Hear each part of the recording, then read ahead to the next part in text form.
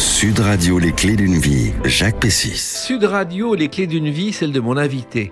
Vous avez débuté dans les chiffres avant de devenir une femme de lettres. Ainsi, aujourd'hui, à travers votre roman, vous remplacez les contes par des ducs, des chevaliers et des princes à travers une femme de légende. Bonjour, Adélaïde de Clermont-Tonnerre. Bonjour.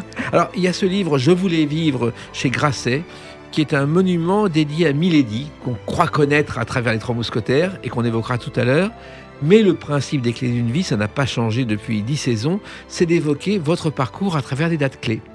Et la première que j'ai trouvée, elle ne vous correspond pas exactement, mais elle est importante dans votre famille. Le 24 octobre 1916, un moment d'histoire où votre arrière-grand-père, Louis de Clermont-Tonnerre, participe à la reprise du fort de Douaumont. Alors, je suis très touchée que vous parliez de lui parce que ça a été, au fond, une honte, un peu, et une redécouverte, mon grand-père. Pourquoi une honte ? Parce que je me suis aperçue de façon parfaitement fortuite que je ne connaissais quasiment pas son parcours, que personne ne m'avait parlé de lui. Et quand j'ai eu la chance d'écrire pour un ouvrage collectif qui s'appelait « Les écrivains sous les drapeaux », j'ai été envoyée en stage d'immersion dans un extraordinaire régiment qui a défilé d'ailleurs le 14 juillet à Paris. Et ce régiment, le plus décoré de France, a pour acte fondateur la reprise du fort de Douaumont. Et en faisant des recherches sur eux, je me suis aperçue que mon grand-père était avec les Spahis au fort de Douaumont, et ça a été un moment de redécouverte et de très grande émotion. Ces gens sont morts pour la France, sont morts pour nous. Je suis issue de son sang et je ne connaissais pas son destin. En fait, le fort de Douaumont, pour celles et ceux qui ne le savent pas, c'est un des lieux emblématiques de la bataille de Verdun en 1916. Voilà. Exactement. Et d'ailleurs, il y a des ruines aujourd'hui qui attirent les touristes et le lieu est classé monument historique. Tout à fait, oui. Alors, c'est vrai que votre arbre généalogique, il remonte au XIe siècle pour les Clermont et au XVIe pour les Tonnerre, car il y avait deux familles différentes au départ. Oui, c'est vrai. Alors, pendant très longtemps, sans doute parce que je suis une fille et qu'une fille est appelée finalement à sortir d'une certaine manière de la famille, je me suis peu penchée sur ce parcours, et aussi peut-être parce qu'il m'oblige. J'avais un peu peur de ce poids historique. Et en fait, maintenant que j'ai pris de l'expérience, je m'aperçois que j'ai beaucoup de chance de descendre de cette lignée et qu'elle est censée me donner finalement de l'idéal et un horizon qu'il faut chercher à atteindre. Alors, il se trouve aussi que le journalisme, l'écriture, c'est pas loin de votre famille, puisque je crois que votre père, Renaud, est directeur de publication. Alors, il l'a longtemps été, exactement. Et c'est vrai que moi, j'ai grandi à la fois avec mon père, qui était déjà dans la presse et qui avait cette passion de la presse, qui a aussi été dans la publicité, donc un moment très, très créatif, parce que ce sont les années 80 où la publicité est vraiment une sorte d'art. Il y avait des slogans, des histoires, c'était très, très bien fait. Il dirigeait la régie de IP-RTL à l'époque, donc déjà les médias. Ensuite, effectivement, il prend la tête et de point de vue, et plus tard de la presse régionale, et c'est de là que vient mon goût profond de la presse régionale, que je trouve une presse très authentique, de service au lecteur, très précieuse. Et j'ai grandi aussi avec ma tante, qui est Laure Boulet de la Meurthe, qui a fondé ce qui allait devenir l'Express Style. Donc je me rappelle d'elle faisant ses maquettes. À l'époque, on a une bombe de colle, on découpe des petites, des mots dans les journaux pour faire des maquettes. Et ce goût-là que j'ai eu depuis toute petite fille ne m'a plus quittée. Et puis parmi vos ancêtres, il y a aussi Isabelle de France, qui a été princesse d'Orléans avant de devenir princesse Murat, que j'ai rencontrée à la sortie de son livre. Et elle parlait peu de sa famille, elle parlait juste de ses 11 enfants et 36 petits-enfants, qui étaient beaucoup plus importants que la possibilité de devenir reine de France un jour ou l'autre. Alors c'est vrai que c'était un personnage emblématique. Elle nous a vraiment marqué parce que c'était une personne avec un très fort tempérament et beaucoup d'élégance, et qui a animé finalement cette immense famille avec une grande générosité, beaucoup d'exigences aussi. Je me souviens que petit, quand mon frère était petit, elle l'avait repris parce qu'il ne faisait pas correctement le baise-main. Moi, heureusement, je m'en étais sortie avec la révérence, mais c'était c'était une personnalité incroyable, et elle a été formidable pour ma grand-mère qui nous a quittés en janvier dernier. J'ai eu beaucoup de chance qu'elle nous accompagne aussi longtemps, qui était donc la nièce de Feu le comte de Paris, la fille d'Isabelle de France, et elle a eu toujours beaucoup, beaucoup de tendresse pour cette personnalité. Et c'est vrai que c'était la sœur du comte de Paris que j'ai rencontrée, qui avait monté un coup avec Sulitzer, qui étaient les parfums du comte de Paris. Je ne sais pas si vous le savez. Alors ça, vous me l'apprenez. Je suis absolument étonnée. Et moi, que j'ai toujours été très amusée par le parcours de Sulitzer, je trouve ça très drôle d'imaginer le rapprochement des deux. C'était pittoresque, je vous le confirme. Alors, vos études, c'est des études classiques. Il y a Sainte-Clotilde, Paul Claudel, Fénelon, ça c'est la famille. Mais surtout, après, vous allez à Normal Sup de Fontenay-Saint-Cloud. Donc, au départ, votre vie, c'est l'enseignement. Oui, c'est vrai que j'avais beaucoup d'aspiration à enseigner. J'ai toujours eu une passion pour la transmission. Quand j'étais petite, j'étais celle qui jouait à être la maîtresse d'école. Je suis pas sûre qu'il y en ait tant que ça. Et c'est vrai qu'un peu plus tard, j'ai été un petit peu effrayée, je dois dire, par la pesanteur du système éducatif. Et c'est à ce moment-là que j'ai fait volte-face et que j'ai changé de parcours. Je me suis un peu cherchée. Vous savez, il y a cette phrase Aden Arabi qui dit « J'avais 20 ans et je ne laisserai personne dire que c'est le plus bel âge de la vie ». Moi, à 20 ans, j'étais un peu perdue, je me cherchais. Voilà. Et effectivement, et vous cherchez en fait cette école Normal Sup qui mène à l'enseignement. Jean-Claude Carrière l'a également faite, Pascal Lenné, ils en sont sortis brillamment en faisant autre chose. Et puis, il y a ensuite Sciences Po, parce que vous allez faire les études politiques à la Sorbonne, c'est encore autre chose.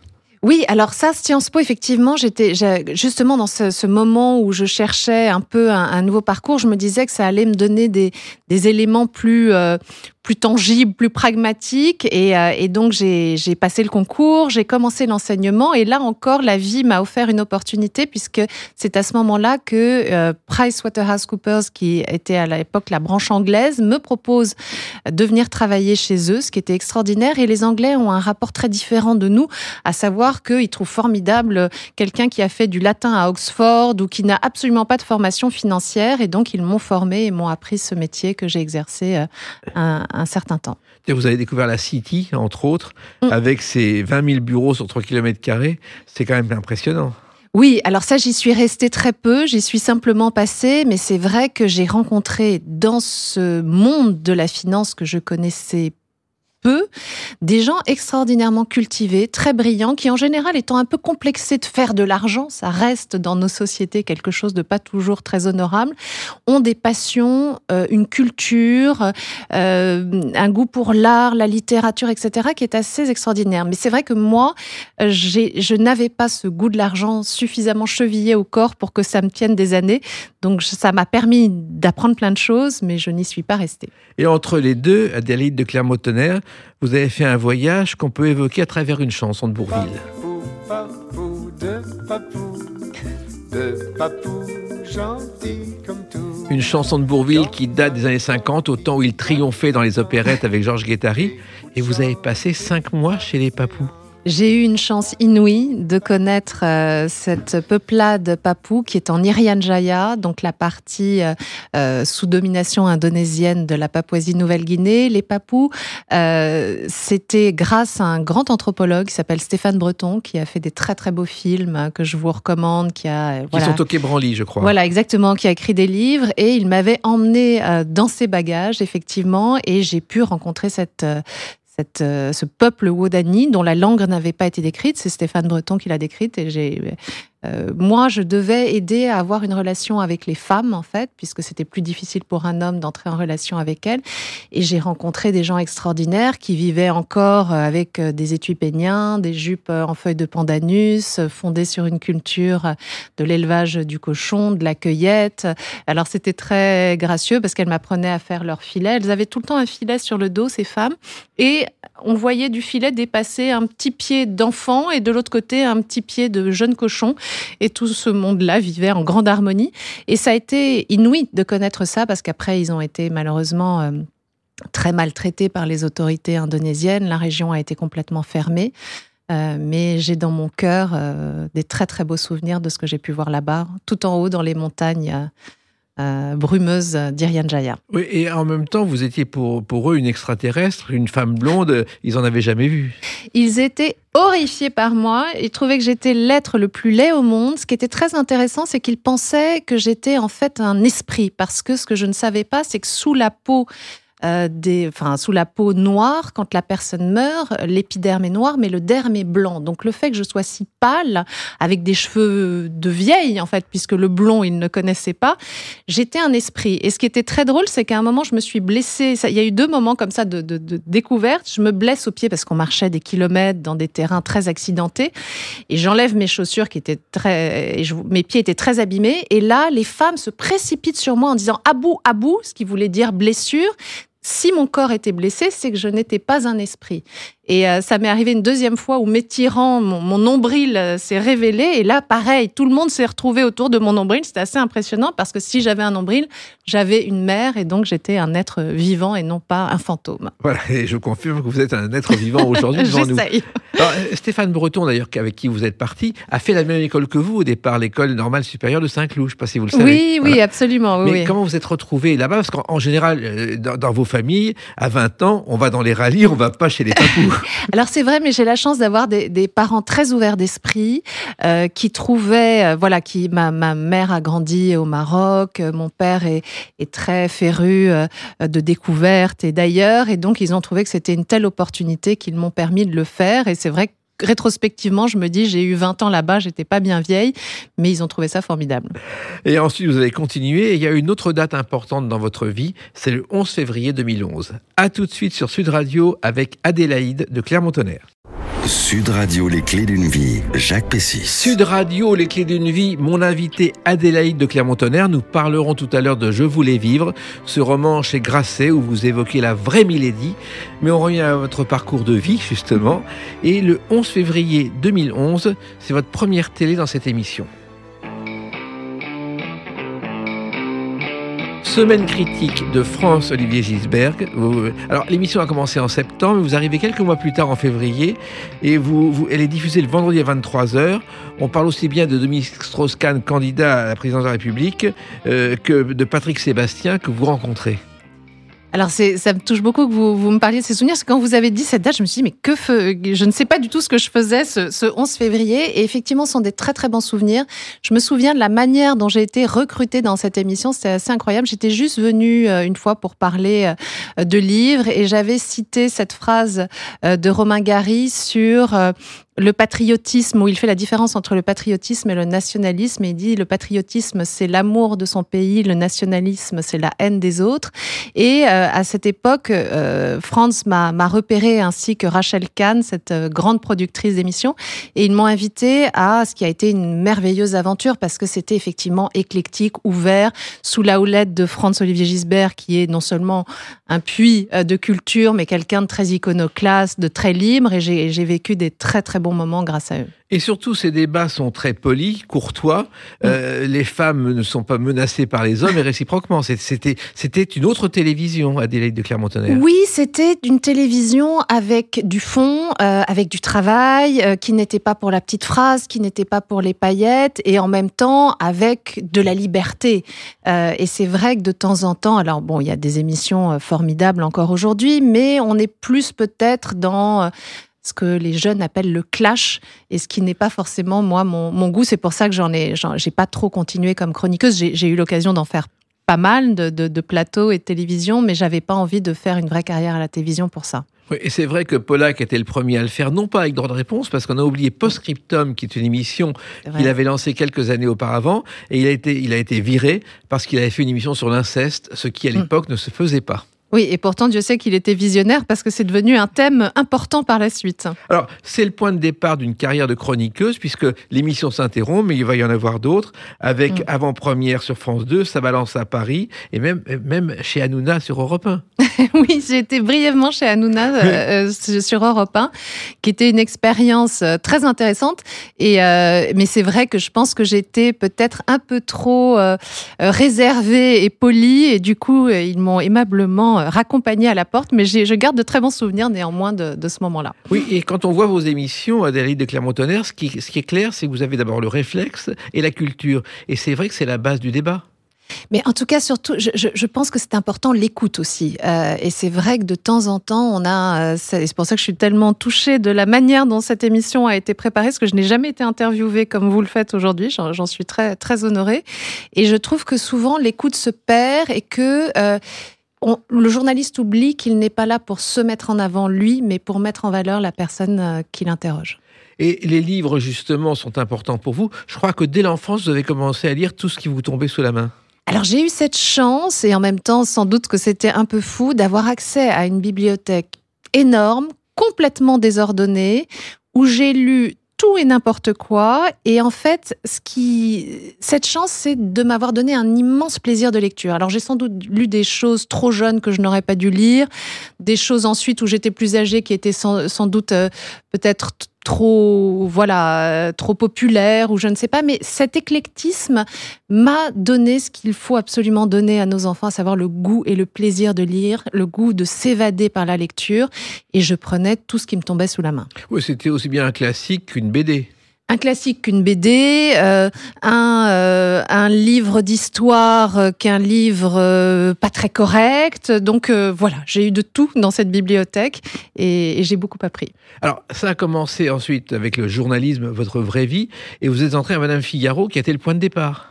Oui, j'ai eu la chance inouïe. À l'époque, c'était Marie-Claire Powell qui dirigeait le Figaro, qui était une très grande dame de la presse qu'on regrette, que j'ai beaucoup aimée. Et je ne la connaissais pas. Et elle a été d'une immense générosité avec moi. Alors, j'avais bien préparé mon rendez-vous parce que j'ai un côté appliqué.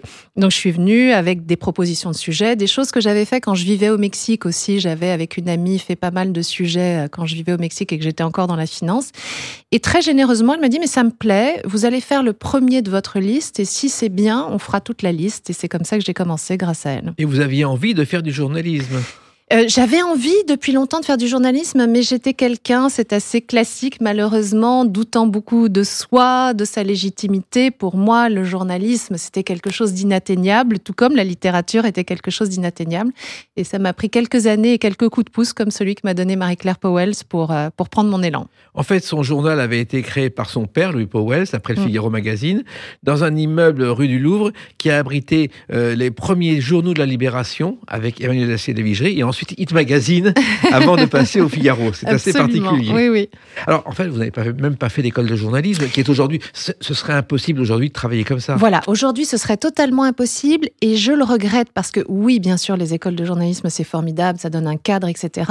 Mais il y a des très grands journalistes qui se sont fondés, qui se sont construits sur le terrain, par l'expérience, entourés des plus âgés qui transmettaient. Et ça, c'est ce que je dis toujours, nous, à la rédaction de Point de Vue. Prenez le temps de transmettre, prenez le temps d'apprendre aux plus jeunes, parce que les écoles, c'est formidable, mais ce n'est que le début. Philippe Bouvard a toujours dit qu'au bout de 6 mois, il a été viré de l'école de journalisme avec la phrase « n'est pas fait pour ce métier ». Voilà.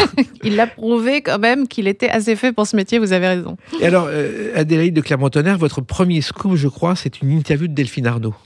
Et ça, oui, j'en étais très honorée. C'était grâce à Marie-Claire Powell, effectivement, qui m'avait dit, eh bien voilà, on aimerait avoir une interview de Delphine Arnaud. Et j'avais demandé, parce que j'avais eu l'occasion de la rencontrer, mais aussi je suis passée par la voie officielle. J'ai persuadé son directeur de la communication à l'époque et j'étais très honorée de la confiance qu'elle nous avait fait à ce moment-là. Et puis ensuite, vous rentrez dans le journal où vous ne vouliez pas aller, oui. Point de vue. Oui, parce que Point de Vue, d'abord appartenait à ma tante à l'époque, Laure Boulet de la Meurthe. Donc évidemment, je voulais pas aller en famille. Et puis j'étais à cet âge, encore un peu immature sans doute, où je voulais montrer que je n'étais pas une fille d'eux, que je n'étais pas qu'un nom à rallonge, que justement je n'étais pas issue de la culture des rallyes, que voilà. Donc je voulais prouver 1000 choses. Et finalement, j'avais tort parce que ce magazine Point de Vue, qui fête ses 80 ans cette année, figurez-vous, est un merveilleux magazine et que c'est Colombe Pringle, d'ailleurs, qui était l'ancienne directrice de la rédaction, qui m'a donné ma chance et qui m'a convaincue. Elle m'a dit, elle avait beaucoup de bagou, Colombe, une grande brune, très belle, très énergique, qui me dit « Oh, mais tu arrête avec cette histoire de famille, c'est pour moi que tu travailleras, c'est pas pour ta tante. Maintenant, tu viens, sinon je ne t'adresse plus la parole. » Et elle m'a donné les pages culture à faire, elle m'a donné une page de chronique en début de magazine et je me suis dit, c'est pas quelque chose qu'on refuse, de travailler avec une femme comme elle. Et puis vous êtes montée en grade jusqu'à la direction de la rédaction et même vous êtes aujourd'hui à la tête du groupe qui... Oui, ben vous êtes très très bien informé. Effectivement, il y a quelques années, on avait été racheté, ma tante a vendu, on a été racheté par un groupe qui a lui-même vendu et on était dans le groupe de SFR Presse qui là a voulu à nouveau vendre Point de vue. Et moi, je venais d'avoir mon prix de l'Académie française, donc j'étais en train d'hésiter à me dire, bon, est-ce que je me lance vraiment dans l'écriture quand j'ai appris que ce titre merveilleux allait être vendu à quelqu'un de très peu recommandable. Et du coup, j'ai fait une proposition à l'époque de rachat en allant chercher des aides financières parce que je n'avais que ce que j'avais gagné avec le prix de l'Académie française à mettre dans cette aventure, ce qui n'allait pas bien loin. Et c'est comme ça que Point de vue a repris son indépendance et a repris son destin en main. Et vous vous êtes penché sur un sujet que vous n'imaginiez pas au début, c'est les têtes couronnées. Oui, alors moi, j'étais pas du tout dans la fascination des têtes couronnées. En plus, on m'avait dit toute mon enfance qu'il fallait qu'on me marie à quelqu'un de très correct. Il voulait que j'épouse Felipe d'Espagne, enfin tout ça. Donc évidemment, moi, c'était tout ce que je ne voulais pas faire. Et j'ai découvert avec Point de vue une richesse, une profondeur, un goût aussi d'apporter de la beauté. En fait, nous sommes dans un environnement très très sombre. Point de vue va chercher les valeurs positives, les gens inspirants, les parcours exceptionnels, les trajectoires hors normes, qu'ils soient tête couronnée ou autres, parce qu'on parle aussi des artistes, des créateurs, des écrivains. Et l'équipe de Point de vue depuis toujours est une équipe d'une extraordinaire qualité et j'ai beaucoup de chance d'être dans ce magazine. Oui, et puis en plus, vous fuyez les cocktails qui sont presque obligatoires pour une journaliste de Point de vue. Vous êtes couché avec les poules pratiquement. Alors moi, c'est vrai que très rapidement le soir, je me transforme en citrouille. J'ai du mal à rester tard le soir parce que je me réveille très tôt pour écrire. C'est le seul moment où je peux écrire. Donc, je ne fais que ce qui est absolument obligé. C'est Jean Cocteau qui disait « Mon nom n'est pas le pluriel de cocktail », alors qu'il fréquentait toutes les soirées parisiennes. Oui, lui, pour le coup, il avait une vraie expertise. Voilà. Alors, effectivement, l'écriture, c'est important dans votre vie et on va l'évoquer à travers la date du 27 octobre 2016. À tout de suite sur Sud Radio avec Adélaïde de Clermont-Tonnerre. Sud Radio, les clés d'une vie, Jacques Pessis. Sud Radio, les clés d'une vie, mon invité Adélaïde de Clermont-Tonnerre pour ce roman Je voulais vivre, où on évoquera Milady tout à l'heure, le roman est chez Grasset. On a évoqué votre parcours chez les Papous, vos études, la finance, le journalisme avec Point de vue. Et le 27 octobre 2016, vous êtes sous la coupole pour recevoir le grand prix du roman de l'Académie française, ce qui est quand même une surprise. Il paraît que vous essuyez des larmes. J'étais très émue. J'étais très émue parce que pour moi, c'était un encouragement extraordinaire. Ça m'a donné des ailes. Pendant très longtemps, comme je vous l'ai dit, je ne pensais pas du tout être autorisée à écrire. Alors, en plus d'être encouragée par les immortels, pour moi, c'était merveilleux. Et ça défendait aussi un type de littérature que j'aime. C'est ce qu'avait dit Hélène Carrère d'Encausse, que je regrette aussi beaucoup puisqu'elle nous a quittés. Elle avait dit c'est un livre romanesque et moi depuis mon premier livre je défends le romanesque. Il y a de l'autofiction en France et il y a des textes merveilleux d'autofiction, mais laissons une place à la fiction et laissons une place au romanesque. Voilà, c'était un roman d'imagination. Oui, exactement. Et il faut savoir que ce prix est rare chez les femmes puisque 11 ans séparent votre prix de celui de Henriette Jelinek qui avait reçu le prix pour le dessin de Yuri Voronin.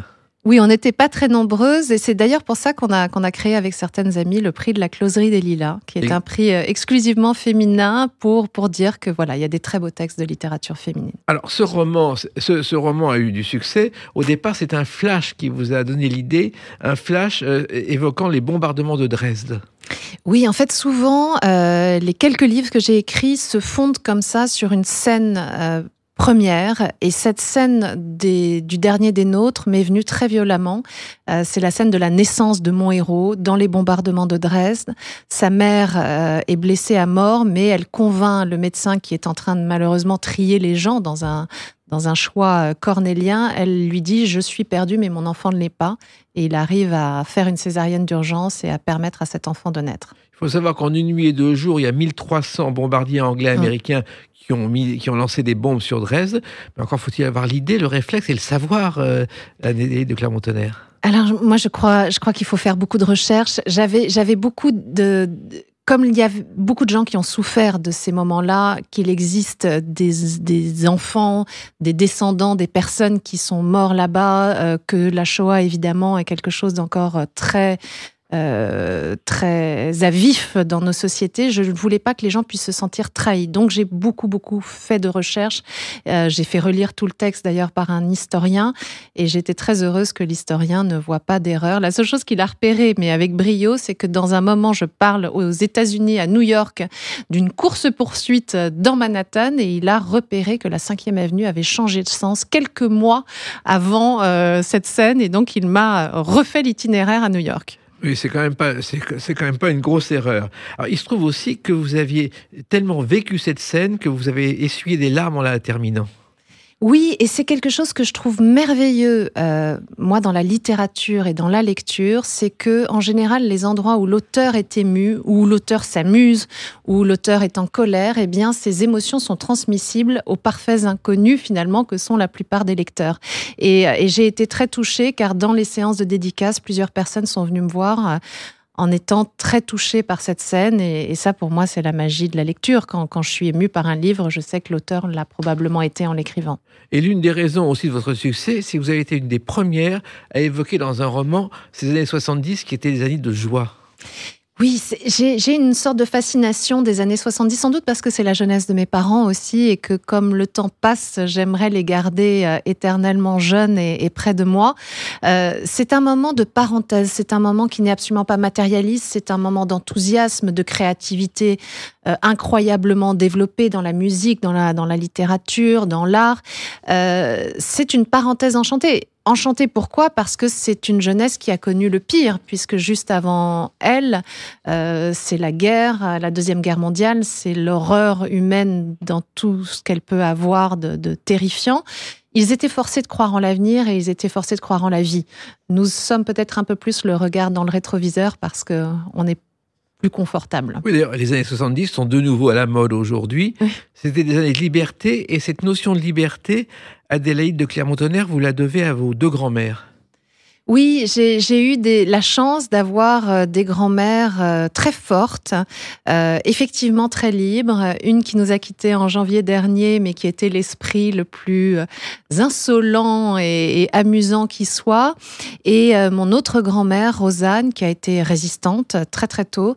Peut-être qu'un jour j'arriverai à écrire sur elle. Et j'ai d'ailleurs vu dans un livre d'histoire quelque chose qui m'a émue, parce qu'il y a quelques lignes consacrées à elle et son nom de code, figurez-vous, c'était Framboise. Et Framboise, c'est le fruit qu'elle me donnait quand on allait toutes les deux dans le potager quand j'étais petite. Et c'est même elle qui m'a fait goûter ma première framboise à l'eau de vie. Et j'étais pas vieille et je m'en souviens encore.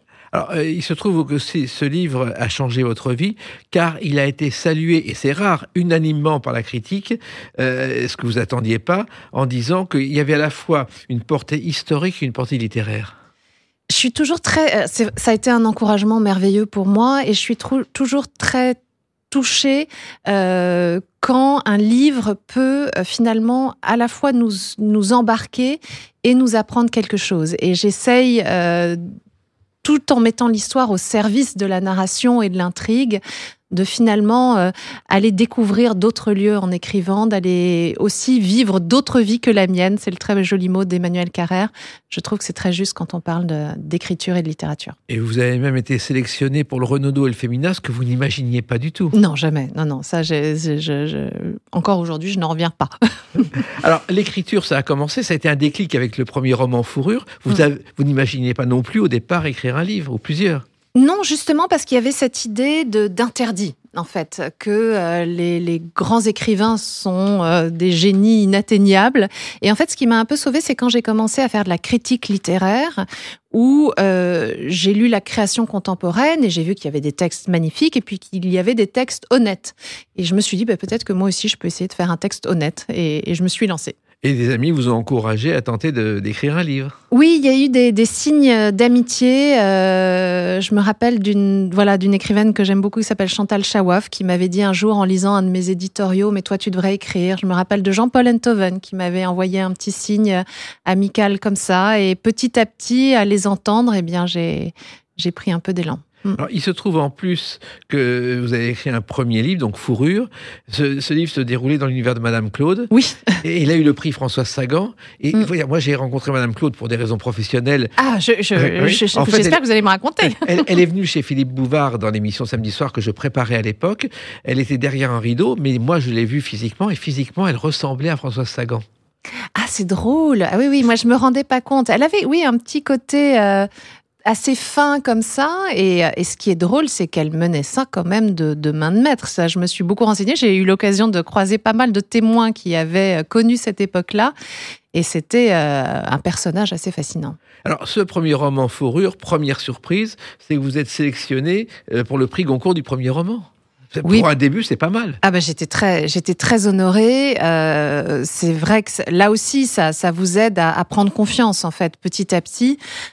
Autre chose qui m'a beaucoup aidée, c'est Jean d'Ormesson qui m'avait remis le prix des maisons de la presse et qui, moi, Jean d'Ormesson, c'était un dieu pour moi. Donc, quand il m'a dit quelques mots encourageants et assez taquins, vous l'avez certainement connu, oui, et il était taquin. C'est pareil, ça m'a donné envie de continuer, en tout cas. Et puis, il y a aussi quelqu'un qui a compté dans votre parcours, Adélaïde de Clermont-Tonnerre. Voici sa voix. Parce que je crois surtout que c'est la vie qui nous possède. Après, on Romain a Gary. d'avoir vécu, on se souvient... Romain Gary, et c'est très important. Il était élégant dans la vie comme dans l'écriture. Moi, j'ai rencontré plusieurs fois. C'est un homme très discret et secret. D'ailleurs, il y a eu Émile Ajar, mais je ne sais pas si vous le savez, il y a eu aussi René Deville, Jacques Ribon, John Markham Beach, Chatan Boga et Fosco Sinibaldi. Sinibaldi, exactement. C'est quelqu'un qui avait besoin de changer d'identité. Et c'est d'ailleurs quelque chose qui est très lié à l'écriture. Au fond, quand on écrit, on se glisse dans d'autres identités. Et Romain Gary, ça fait partie pour moi, d'abord d'un écrivain dont j'aime passionnément l'œuvre, parce qu'elle est généreuse, parce qu'elle est riche, parce qu'elle est drôle, parce qu'elle est touchante. Je me souviens d'un éditeur il y a très longtemps qui m'avait dit on peut pas tout mettre dans un roman. Je trouve que Romain Gary arrive à tout mettre avec beaucoup de grâce. Et il y a une histoire personnelle aussi qui me lie lointainement à Romain Gary, c'est que Laure Boulet de la Meurthe, dont je parlais justement parce qu'elle a dirigé et possédé Point de Vue, a été la première à découvrir que Romain Gary était effectivement Émile Ajar, et il lui rend dans sa lettre d'adieu, dans la lettre qu'il a laissée après son suicide, un très bel hommage en racontant comment cette toute jeune journaliste de Paris Match, ravissante, dont il a été, dit-il, très amoureux le temps de cet entretien, avait eu une démonstration implacable et qu'il avait évidemment nié, mais qu'elle avait entièrement raison. Il se trouve que l'écriture, en plus, ça avait commencé très jeune. Vous écriviez des contes, des textes, des poèmes que personne ne lisait.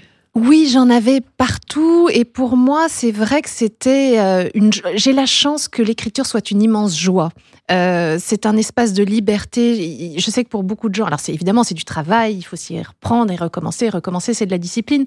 Mais pour moi, c'est une immense joie. Et toute petite, je racontais beaucoup d'histoires, mais sans un instant penser à ce que ça pourrait devenir par la suite. Et un autre paradoxe, Adélaïde de Clermont-Tonnerre, vous avez profité de la pandémie, qui était difficile, pour écrire Les Jours heureux. Oui, c'est vrai. Alors ça a été un moment un peu cauchemardesque, cette pandémie, parce qu'il y a des gens qui ont eu une parenthèse heureuse. Moi, ça a été compliqué parce que le journal était pris dans des complications terribles, etc. Mais c'est vrai que ça m'a permis de finir Les Jours heureux. C'est-à-dire quand j'avais fini de travailler pour le journal, quand j'avais fini d'essayer de me battre, parce qu'à l'époque, il y avait la faillite de Prestalis, qui était le grand distributeur de la presse. Eh bien, j'avais ces quelques heures d'écriture qui m'ont permis de faire ça. Oui. Et c'est un livre qui se passait encore dans les années 70, oui. Au milieu des stars de cinéma qui étaient Bardot, Delon et quelques autres. Oui, en fait, c'est un choc de génération. C'est un jeune homme qui est le fils d'un producteur et d'une scénariste emblématique. Et c'est à la fois une histoire d'amour filial incroyable, et aussi comment on arrive à devenir un homme aujourd'hui. On ne part pas à la guerre. Qu'est-ce qui fait qu'on devient un homme aujourd'hui ? Et vous évoquez Brigitte Bardot, dont on connaît l'amour des animaux, mais ce qu'on ne sait pas, c'est que le déclic s'est produit quand elle tourne un film. Elle voit un âne sur une route, elle dit le pauvre, elle l'emmène dans un haras pendant la nuit où elle va le tourner, et le lendemain elle apprend que le propriétaire dit « on m'a volé mon âne ». Elle avait volé l'âne du poisson propriétaire. Prise d'un élan de compassion, elle avait volé l'âne. Et puis vous avez décidé de rendre un petit peu tout ce qu'on vous a donné en créant et en participant à des prix littéraires. Oui, ça, je trouvais ça très important. Moi, j'aime beaucoup participer à des prix littéraires parce que ce sont des moments de véritables discussions autour des textes. Et c'est pas si courant. On n'a pas forcément aujourd'hui, comme par le passé, des groupes d'écrivains qui dînent ensemble, qui parlent d'art, de littérature avec des musiciens et des artistes. Et ces moments des prix littéraires, eh bien, on parle vraiment des textes avec passion, avec technique aussi, parce que c'est une technique, l'écriture. Et puis, je trouve merveilleux de pouvoir mettre en lumière des jeunes talents. On m'a, moi, donné mes chances et j'aimerais pouvoir participer à donner des chances à ceux qui suivent. Ça, c'est le passé, mais le présent, on va l'évoquer à travers un livre évoquant un passé et à la date du 20 août 2025. À tout de suite sur Sud Radio avec Adélaïde de Clermont-Tonnerre. Sud Radio, les clés d'une vie, Jacques Pessis. Sud Radio, les clés d'une vie, mon invité Adélaïde de Clermont-Tonnerre. On a évoqué votre parcours avec tout ce que vous faites, les directions de point de vue, vos voyages, vos livres, vos grands prix. Et le 20 août 2025 est sorti un livre, Je voulais vivre, où vous racontez la vie d'une femme dont on connaît tous le nom, mais dont finalement on ne sait rien, qui est Milady des Trois Mousquetaires. Car finalement, cette femme, personne ne la connaissait vraiment. C'est ce qui m'a fascinée en fait avec ce destin de Milady, c'est que Les Trois Mousquetaires, c'est l'une des œuvres les plus adaptées, les plus travaillées, les plus analysées. Et en fait, Milady, qui est devenue cette figure de la femme fatale, nocive, perverse, on ne sait rien d'elle. Et dans des circonstances très particulières, j'étais en train d'écouter avec mes 2 enfants qui avaient 5 ans à l'époque une version très simplifiée des Trois Mousquetaires. Et comme souvent dans les versions pour les enfants, c'est tissé de manière assez grossière. Et j'entends cette phrase, Milady de Winter, cette perverse séductrice qui, à 15 ans à peine, a détourné un prêtre du droit chemin. Et évidemment, alors que moi je connais ce texte par cœur et que je voulais être Constance, la merveilleuse et délicieuse jeune femme amoureuse de D'Artagnan, et que je trouvais Milady, voilà, que je trouvais Milady épouvantable, tout d'un coup je me rends compte que quelque chose cloche dans l'histoire de Milady, parce que est-ce qu'on peut dire qu'à 15 ans elle a détourné un prêtre qui a forcément 10 ans de plus qu'elle ? Peut-être qu'il y a un doute. Voilà. En fait, vous étiez aussi amoureuse d'Athos quand vous étiez jeune. Ah, moi, j'adorais Athos parce que c'était un être noble, ténébreux, torturé. Et j'ai lu ce texte et en fait, pendant un été, on était partis à l'étranger. J'avais oublié de prendre des livres. J'avais 12 ans. Le seul texte qu'on a trouvé en langue française, c'est la trilogie de Dumas. Donc, pendant 2 mois, je lis du début à la fin ce texte. Et dès que j'ai terminé la dernière page, je recommence. Et à aucun moment, je n'ai questionné ce destin de Milady, et pourtant, il est questionnable. Et d'ailleurs, Dumas ne s'est pas interrogé non plus. Il a laissé Milady de côté. Et là, vous rétablissez la vérité, Adélaïde de Clermont-Tonnerre. En fait, j'ai décidé de me glisser dans l'atelier d'écriture de Dumas. Parce que, comme vous le savez parfaitement, Dumas est en quelque sorte le précurseur de la série. C'est lui qui fait travailler le premier des écrivains en atelier d'écriture. Avec Auguste Maquet, on connaît l'histoire qui est célèbre. Et je me suis dit, au fond, moi, j'aime énormément Dumas. Je ne vais pas aller contre son texte. Je vais utiliser la trame qu'il a laissée de Milady pour me glisser dans les blancs du texte et raconter tout ce qu'il n'a pas raconté. Oui, parce qu'il a complètement négligé le personnage. Même dans les films, il y en a beaucoup, le personnage apparaît de façon méchante. C'est celle qui vole les ferrets de la reine, et puis voilà. Oui, et c'est d'ailleurs assez drôle parce que dans le texte de Dumas, Milady est une blonde aux yeux bleus et au visage angélique, et dans les 3/4 des adaptations, on en fait une brune parce que la brune est forcément la méchante. Et donc, je me suis simplement replongée dans le texte de Dumas pour laisser vivre cette femme, la laisser grandir. Et c'est un personnage que j'espère... Enfin, moi, elle m'a touchée. Je suis très attachée à cette Milady. Mais la version la plus étonnante de Milady, je ne sais pas si vous connaissez, c'est une parodie des Trois Mousquetaires qui s'appelle Les Quatre Mousquetaires de Gilles Margaritis, avec des décors en carton, un truc totalement délirant digne des Marx Brothers, où elle pèse 200 kilos et n'arrive même pas à franchir le mur du château. Alors ça, je vais me mettre à regarder ça parce que je ne l'ai jamais vu et ça va beaucoup m'amuser, je crois.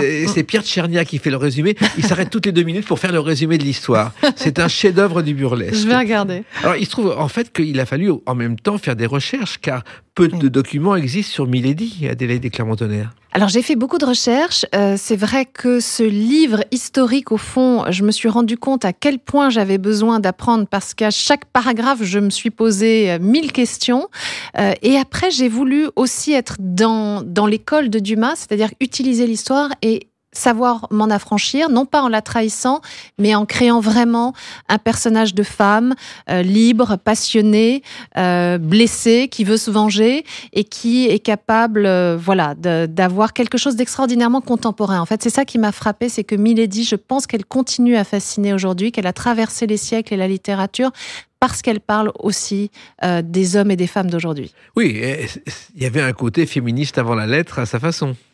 D'une certaine manière, oui, en tout cas, une volonté d'exister qui est contrariée par un système où les femmes ne peuvent pas être libres à cette époque. Et quelle chance nous avons, nous les femmes, d'être nées en France au XXIe ou au XXe siècle. Alors, je voulais vivre, effectivement, elle a bien vécu, elle a vécu peu de temps parce qu'elle est morte à 25 ans, mais elle avait des secrets, et ces secrets parsèment le livre. Oui, en fait, elle m'est apparue, cette femme, un peu comme on en a parlé tout à l'heure, la scène de la naissance de Werner dans Le Dernier des Nôtres, m'est apparue. Milady, elle était très insistante. J'étais en train d'écrire un autre texte et elle est venue, elle est revenue. Et moi, j'ai vu une petite fille, en fait, qui cache la mort secrète et tragique de sa mère et de sa nourrice. Une petite fille qui est recueillie par des religieuses, qui apprend à monter à cheval et à se battre, justement parce qu'elle a un désir dévorant de vengeance. Et ensuite, c'est une jeune femme qui est très férue de connaissances, de lecture, qui a une aspiration à l'amour qui va être contrariée par son destin tragique. C'est une surdouée, puisque je crois qu'à 13 ans, elle parle anglais et elle a lu Shakespeare.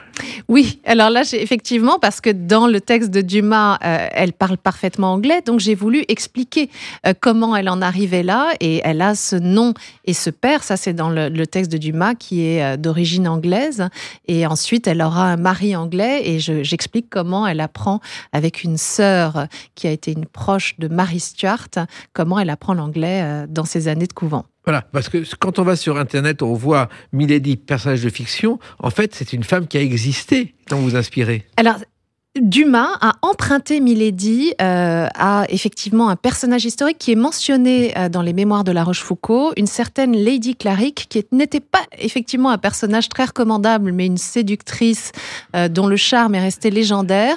Et il a changé plein d'éléments de sa vie, mais il en a fait sa Milady à lui, tout comme il a emprunté Athos, d'Artagnan, à Gatien Courtil de Sandras, qui avait écrit les mémoires du sieur de D'Artagnan. Donc, je me mets effectivement dans les pas de Dumas, qui lui-même a emprunté à la littérature qui l'a précédée. Et vous reprenez l'enquête de Dumas telle qu'il l'a réalisée. Mais ce qui est pas simple, d'autant plus que Milady avait différentes identités. Elle a beaucoup de noms, et dans cette scène inaugurale de mon livre, où je reprends certains des éléments d'une scène terrible qui a lieu dans Les Trois Mousquetaires, on dit beaucoup de ces noms. Anne de Breuil, Lady Clarick, Charlotte Baxon, toutes ces identités-là sont à réconcilier au sein d'une seule femme. Oui, et en même temps, c'est un personnage dont la réalité dans votre livre dépasse la fiction. J'ai voulu la rendre très, très humaine. Pour moi, elle est très présente.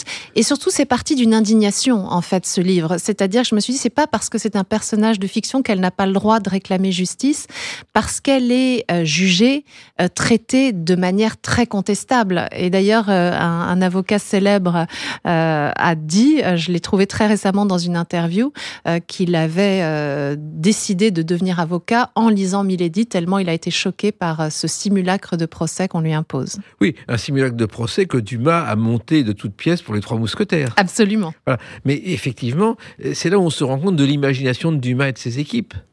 C'était fascinant. D'ailleurs, c'était très intéressant de voir comment travaillait Dumas, parce qu'il y a eu toute cette polémique sur le fait, est-il véritablement l'auteur de ses œuvres, et tout le monde a tranché sur le fait qu'il est véritablement l'auteur de ses œuvres. C'est-à-dire que on lui faisait des recherches, on lui faisait une trame, et ensuite venait le génie dumasien qui fait qu'il donnait de la chair, de l'élan, du romanesque, un souffle finalement que très peu d'auteurs ont su avoir. Et vous avez marché sur ses traces puisque vous décrivez les lieux où elle a vécu en jouant à la carte du flashback en permanence, Adélaïde de Clermont-Tonnerre. C'est-à-dire que je voulais avoir des témoins. Et parmi ces témoins, il y a un D'Artagnan vieillissant qui, des années plus tard, au siège de Maastricht, se confie à son jeune lieutenant sur les doutes qu'il a, à savoir a-t-il justement traité Milady? Avait-il le droit de faire justice comme il l'a fait? Et en même temps, il essaye de percer le mystère de cette femme extraordinairement ambiguë et complexe. Il y a l'amie d'enfance aussi de Milady, Soline, qui vient témoigner. Il y a des témoins qui ont parcouru sa vie et ça me permet de construire effectivement en flashback ce sujet pour, je pense, avoir un élan dans le récit et un rythme dans le récit. Oui, effectivement, ces témoins parlent à la première personne régulièrement dans le livre, ce qui est assez peu courant aussi, ce genre de choses. Oui, et alors c'était toute la difficulté parce qu'il faut vraiment du coup que la voix les distingue et je fais parler beaucoup de témoins qui éclairent à chaque fois ce personnage sous un jour nouveau, quelquefois sombre pour ceux qui la détestent et quelquefois beaucoup plus aimant car heureusement elle est très aimée cette femme. Mais là encore, il fallait trouver les documents pour le raconter. Il fallait trouver les documents et puis il fallait imaginer. Et comme vous l'avez dit très gentiment en citant Hélène Carrère d'Ancos, moi j'aime passionnément l'imagination, j'en ai peut-être trop d'ailleurs, mais j'ai aussi imaginé tout en respectant à chaque fois le cadre que je m'étais donné, historique et littéraire de Dumas. Voilà, et en même temps, le fil littéraire des Trois Mousquetaires existe puisque D'Artagnan menace d'être empoisonné par cette Milady. Ah, mais oui, c'est une criminelle. C'est-à-dire qu'à 2 reprises, elle essaye de tuer D'Artagnan. Mais ce qu'on oublie de dire, c'est que D'Artagnan s'est comporté avec elle de manière assez scandaleuse parce qu'il s'est glissé dans son lit en se faisant passer pour quelqu'un d'autre au début de leur relation et qu'ensuite il l'a contrainte de manière contestable aussi, puisqu'il lui a menti. En même temps qu'il était en relation avec elle, il avait une relation avec sa bonne, et en même temps qu'il avait une relation avec sa bonne, il se disait fou amoureux de Constance. Donc c'était un jeune homme aimant et avec beaucoup d'enthousiasme, mais c'est vrai qu'on peut aussi poser des questions sur la manière dont il traitait les femmes. Oui, et on sait peu de choses de D'Artagnan d'ailleurs, sur le personnage. Mais d'ailleurs, le personnage de D'Artagnan est un mélange que Dumas a créé. Il mélange 2 D'Artagnan ayant réellement existé pour que les dates coïncident. Mais le véritable D'Artagnan ne correspond pas aux dates des Trois Mousquetaires de Dumas. Il y a aujourd'hui une plaque rue du Bac à Paris sur un immeuble pas loin du Louvre où il aurait habité, soi-disant, avec l'une de ses femmes. Alors ça veut dire aussi qu'il faut créer des moments de duel, de colère, car les colères de Milady sont une clé de votre livre. Les colères de Milady sont redoutables parce que c'est une femme en colère. C'est une femme en colère contre le crime originel dont elle a été victime, et c'est une femme en colère parce qu'elle veut être libre et qu'elle est sans cesse contrainte par les duretés du système politique dans lequel elle évolue et le désir des hommes. Alors, les ferrets de la reine, le duc de Buckingham sont bien entendu présents parce qu'on ne peut pas imaginer évoquer Milady sans eux, Adélie de Clermont-Tonnerre. Alors, ils sont présents, mais ce n'est pas le centre de l'intrigue. Voilà. Et surtout, je me suis amusée aussi avec le véritable personnage historique de Buckingham, parce que ce qui est très intéressant, je trouve, c'est que Dumas en fait un héros romantique, un séducteur, un homme extrêmement viril et qui aime conquérir les femmes, et particulièrement la reine de France. Mais on oublie de dire que le véritable personnage de Buckingham était l'amant du roi Jacques Ier d'Angleterre et que c'est comme ça qu'il est devenu duc et qu'il aimait beaucoup les hommes. Alors, il se trouve que Milady est morte à 25 ans, mais qu'elle est immortelle dans la mémoire et que vous considérez qu'il faut maintenant la réhabiliter et presque, on n'a pas pitié d'elle, mais elle est presque sympathique, on a du mal à la détester. Voilà, c'est la chose qui peut me faire le plus plaisir parce que c'est la femme la plus détestée de la littérature et je prends le pari qu'en ayant fini ce livre, certaines personnes arriveront à l'aimer. Alors, vous dites aussi qu'elle aimait la France et l'a servie, ce qui est plus si courant. Alors, ce qui m'a frappé en relisant Les Mousquetaires, c'est que si vous y réfléchissez, Milady travaille pour Richelieu. Et s'il y a un homme qui avait le sens de l'intérêt général, le sens de la France et qui servait ce pays, c'était bien Richelieu. Or, on a fait des Trois Mousquetaires qui encouragent la reine à avoir un amant anglais qui finalement vont contre la volonté et du roi et de Richelieu. Les vrais héros de l'histoire. Mais qui sert la France dans cette histoire? C'est plutôt Milady et Richelieu. Il y a tellement de films sur les Trois Mousquetaires, il pourrait y avoir, à partir de votre roman, un film sur Milady. Ça, je ne me rends pas du tout compte. Évidemment, moi, ça m'amuserait beaucoup parce que je la trouve très romanesque et je la trouve très contemporaine. Mais j'ai l'impression que le sujet a été quand même pas mal traité. Oui, mais pas sous cette forme. Et c'est pour ça que j'encourage ceux qui nous écoutent à lire « Je voulais vivre » chez Grasset, parce qu'ils découvriront une autre Milady. Oui, en tout cas, elle vaut la peine d'être rencontrée, cette femme, et j'espère qu'on lui rendra justice. C'est tout le mal que je vous souhaite. Merci beaucoup. Merci Adélaïde de Clermont-Tonnerre. Je rappelle que le livre est paru chez Grasset et continuez ainsi à travailler autant que vous le faites avec le sourire. Merci beaucoup, merci. Les clés d'une vie, c'est terminé pour aujourd'hui. On se retrouve bientôt. Restez fidèles à l'écoute de Sud Radio.